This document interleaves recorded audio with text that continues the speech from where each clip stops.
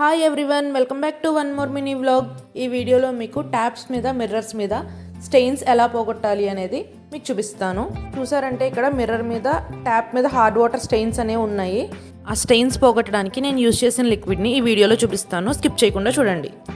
First అయితే mirror ఎలా clean చేయాలో చూద్దాం. ముందుగా మిర్రర్ మీద వాటర్ వేయండి, నెక్స్ట్ స్ప్రే చేసి స్క్రబ్బర్తో రబ్ చేయండి, నెక్స్ట్ మళ్ళీ వాటర్తో క్లీన్ చేసేసి ఈ వైప్తో క్లీన్గా తుడిచేయండి.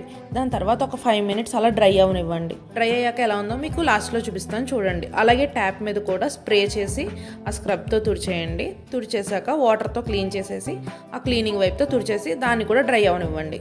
సో ఇక్కడ చూసారంటే మిర్రర్ మీద మనకి ఒక స్పాట్ కూడా లేదు, మొత్తం మిర్రర్ మీద అంత క్లీన్గా ఉంది. అండ్ ఈవెన్ ట్యాప్ కూడా చూడండి, చాలా క్లీన్గా మీకు న్యూ ట్యాప్లా కనిపిస్తుంది.